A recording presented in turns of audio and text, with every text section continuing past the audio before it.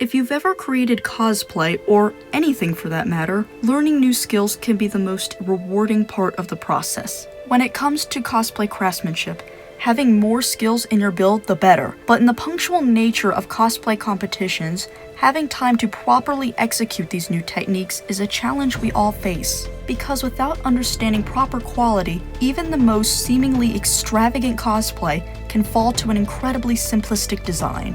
When becoming MAI, I challenged myself to create the highest quality version of the simple design with an emphasis on learning new skills as opposed to something that was visibly striking.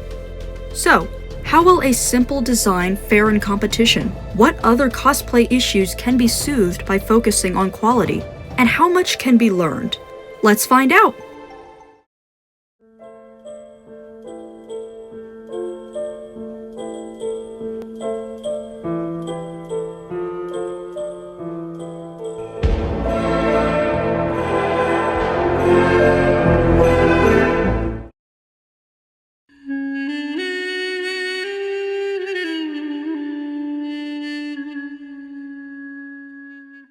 When we first look at a design we would like to create, obviously we dissect it into various parts and analyze its creation. And when we look at MAI's design, we can make out some obvious pieces. First of all, she has her plum tunic, what appears to be some sort of belt, a red turtleneck, and what could be interpreted as pleated or even hakama pants, along with her unique shoes, all of her knives and gadgets, and lastly, her wig. I wanted to take even the simplest of details and make them their own unique piece. But even then, this design would need amplification to make it stand out. And with Avatar having a ton of cultural and historical inspiration, I began my research. Obviously, the first thing we all consider when creating a cosplay is, what kind of material will we use? Typically, I would think something light but with structure. However, for MAI, I couldn't help but feel a wool or fleece for some reason.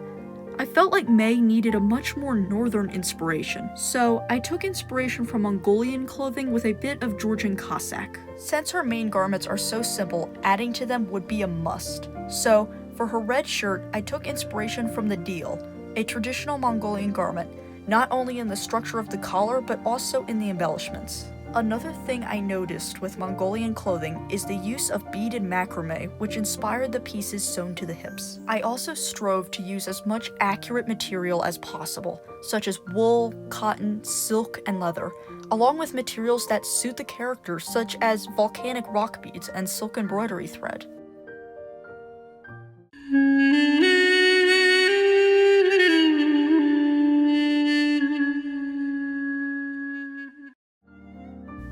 I began the shirt by using a t-shirt for size. Then I drew on the shape of the collar. I did this for 2 panels and then added the normal back.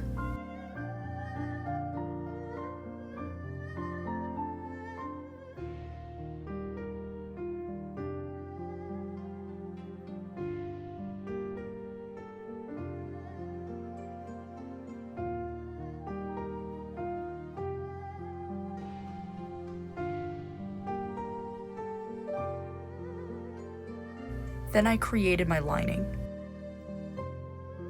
However, I later relined MAI's sleeves with silk dupioni. Now it's time to begin the embellishments. I had initially planned to silk paint the inside of the sleeves, however, I still need more practice with this technique.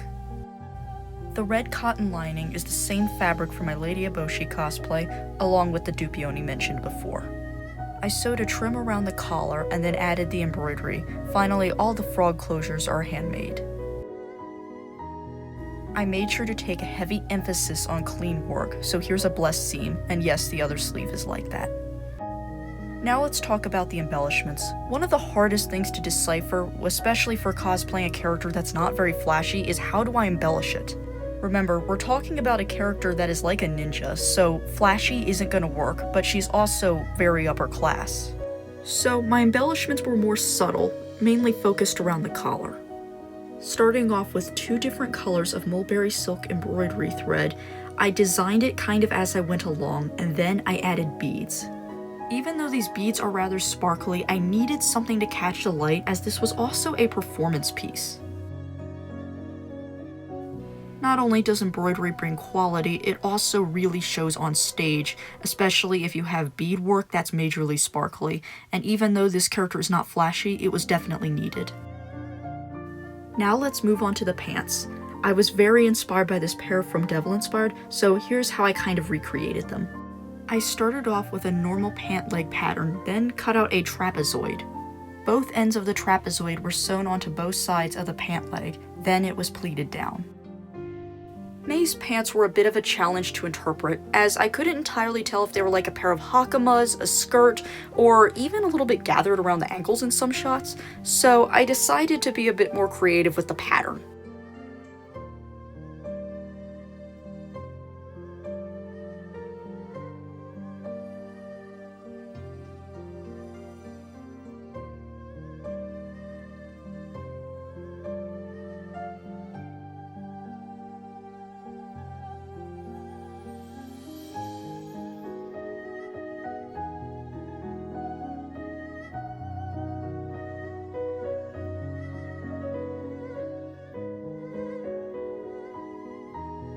The last thing I had to do was sew down the pleats to the top.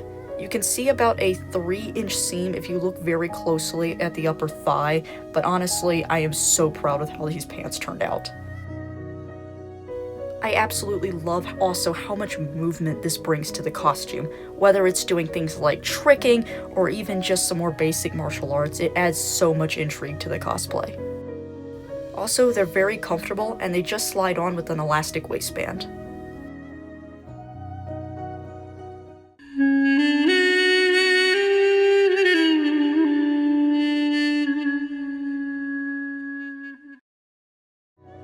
Now for the dark purple tunic.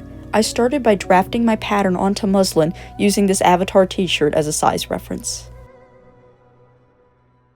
Now for my fashion fabric. I got this wool for only $20 and I still have a ton of it left. The pattern consists of a normal back piece with 2 side bodice pieces that curve around the torso. 2 skirt-like pieces sewn at the back and left open in the front are sewn on with the seam being covered by the belt. Finally, 2 rectangles are sewn at the shoulders and come down to the waist where they are sewn down.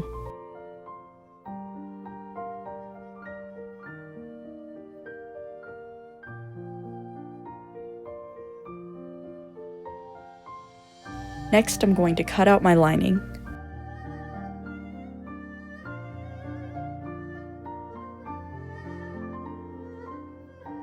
Here's what it all looks like put together. I had to add a little bit of the lining fabric in the front just to fill it in a little bit more, but other than that, this part of the process was incredibly easy.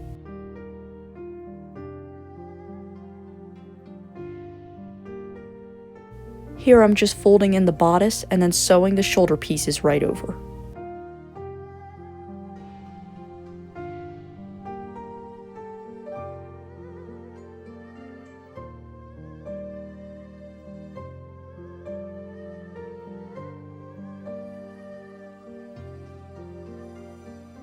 Here you can see where I took the inspiration from Georgian Cossack.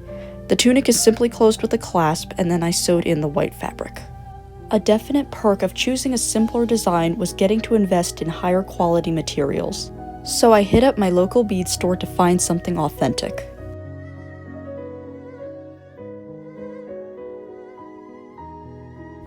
There I found these volcanic rock beads, perfect for a Fire Nation character. The macrame's design was based on the Mongolian pieces referenced here. The beads were threaded onto hemp cord and then tied together to create the shape. Lastly, I added these copper pieces to give it some flair. Now, I'm going to need to talk safety. As you can imagine, with these being all natural materials, they ended up being quite heavy. Not only do I not want the pieces damaged, they also posed a risk when doing acrobatics due to their weight. So I secured them down to an extra piece of wool, then sewed it to the top where the belt just slides over, giving it the appearance of being hooked on. Now I'm going to talk about the embroidery. This is again where the Mongolian embroidery took inspiration, as the chain stitch seems to be quite popular in northeastern Asia. It's also quite common in Ainu embroidery.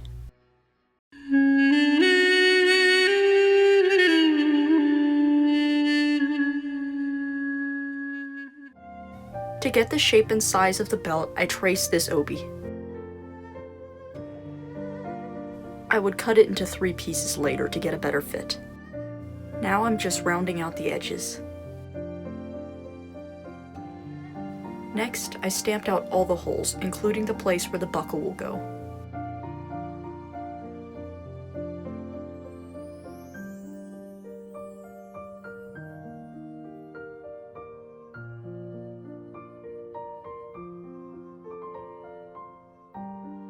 Now it's time to begin stamping and engraving.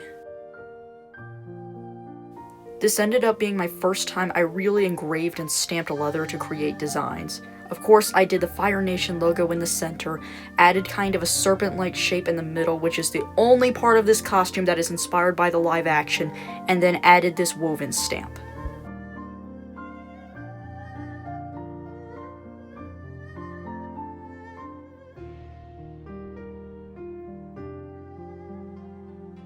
Then the belt was dyed with black Angelus leather dye.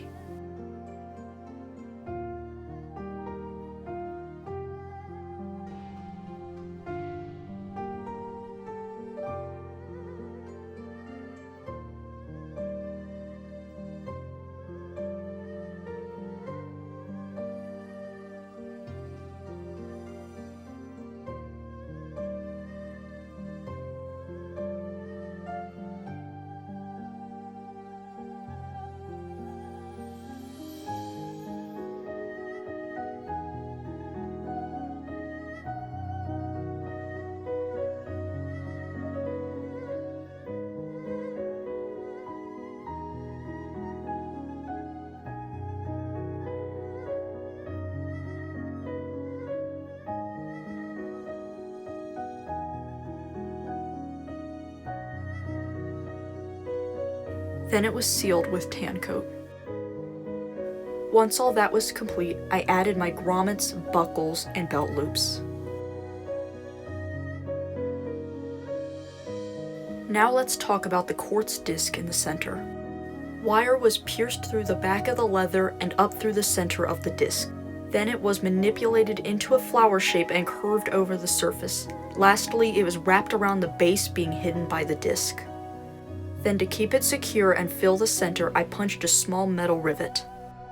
I did this using my hole puncher from my leatherworking kit to not damage the disc. This was also done on the back of the tunic.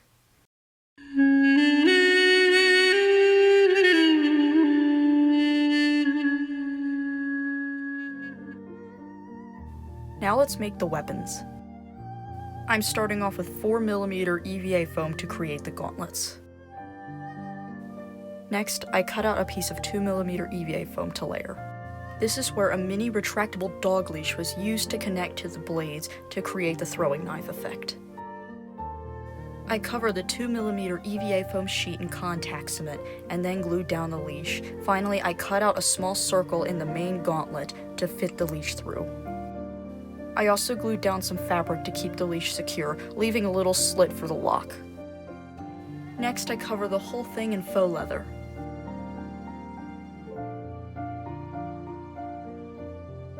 Lastly, I added grommets. Then I spray painted wooden tongs and sewed them down to create the spears.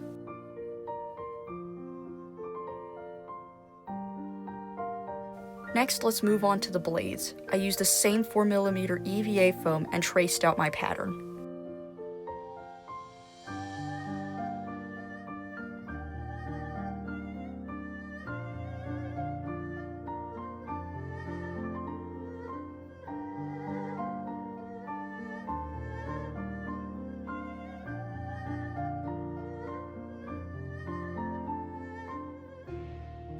Then I used my wood burning tool to cut out a small slit where the dowel will go. This way the blade keeps its shape. Then I covered it in contact cement, wiping off the excess to keep it tacky.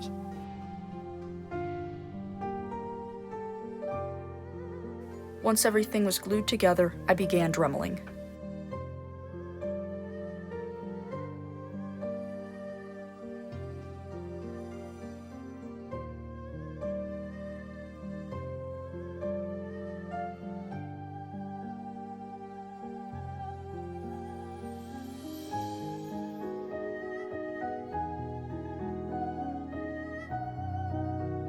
Once all the knives were dremeled, I primed them with Mod Podge.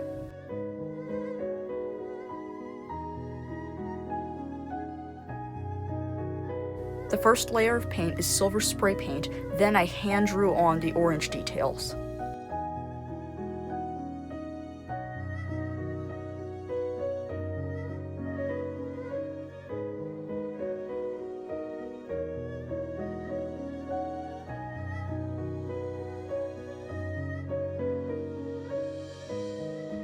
Then I added a metallic leaf paint to give everything the finish it needs.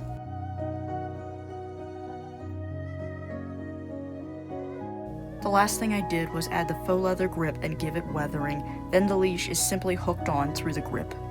This is how all the daggers for the costume were created.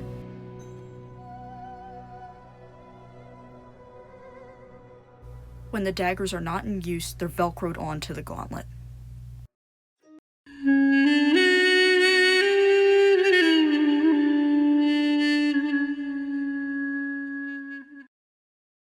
I started with a cling wrap and duct tape pattern, with a little bit of tinfoil to fill out the point. I created these boots similar to how my dance shoes are, so the sole is in 2 pieces to allow for the most movement. When sewing with leather, always remember to use a wider stitch length and slow your machine's speed down, this way it can sew more accurately and have less of a chance of breaking needles. Now I'm just trimming off the excess seam allowance. This was my first time making shoes, and I'm so proud of how they turned out, but I still have a lot to learn. For one, I wish I sewed around the ankle part of the boot before putting in the sole.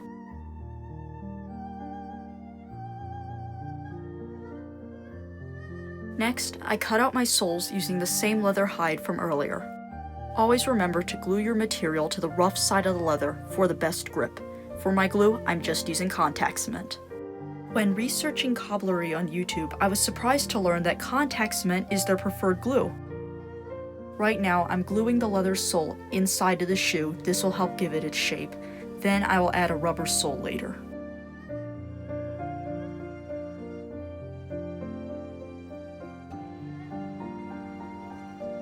Now let's cut out the rubber sole.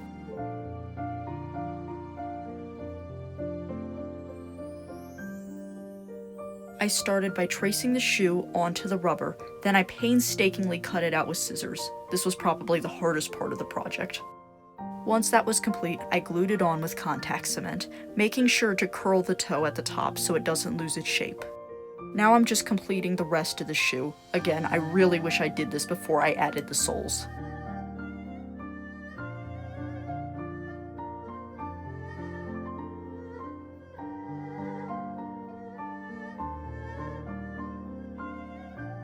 Elastic was sewn on the inside of the boot to give the best mobility as possible.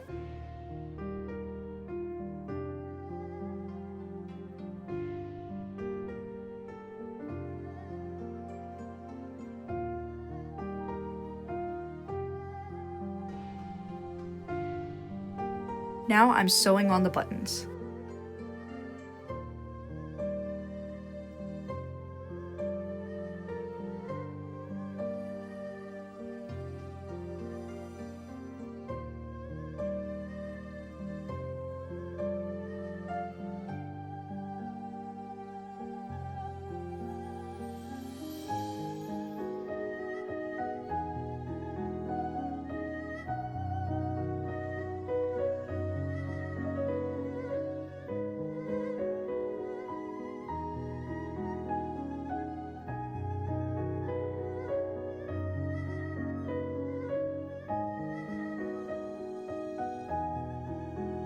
Loops of elastic which were sewn onto the edge that later hook over the button was my main attachment. And while they held up great in the snow and out walking in wilderness, sadly I couldn't wear them for my performance, mainly because the sole had too much traction, which made tricking not safe.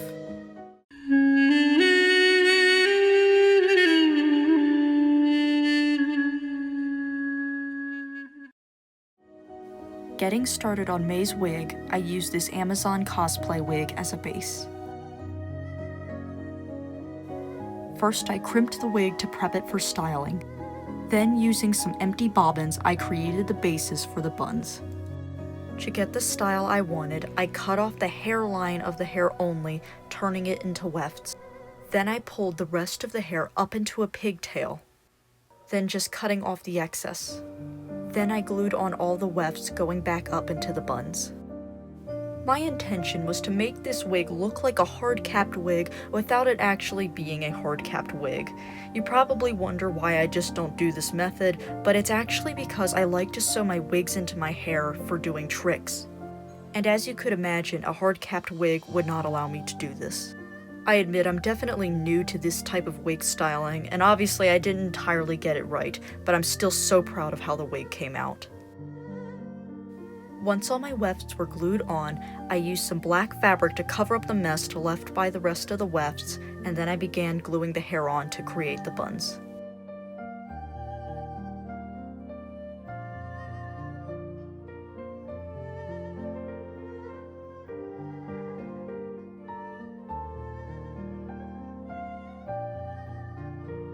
I left 2 chunks of hair in the back that curve around to the front, then I dyed a decorative ribbon to add a nice detail to the buns. Little filigree and beads were sewn on as well. Are you getting started with cosplay? Or are you seasoned and interested in new supplies? Regardless of where you are in your cosplay journey, if any of the tools used in this video would benefit you, please check out the affiliate links in the description.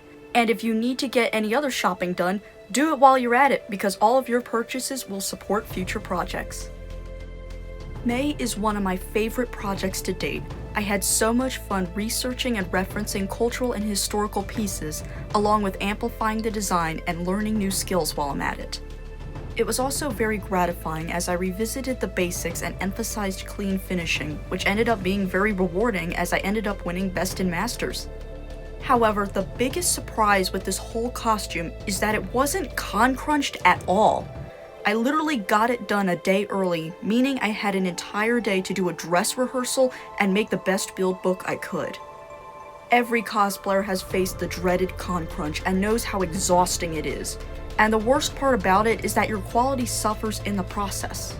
In the end, the challenge I wanted with this costume was to take the most simplistic design I could find and make it to the highest craftsmanship standard. By choosing a simpler design, I learned artisan skills such as leatherwork, macrame, beadwork, cobblery, wirework, the list goes on.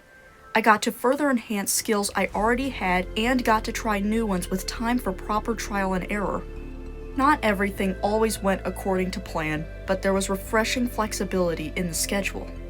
I always try to share as much helpful information in my content as I can, and regardless if you are a competitive cosplayer, a casual cosplayer, or whatever maker you may be, my advice in this video, as cliche as it sounds, is don't be afraid to take it back to the basics.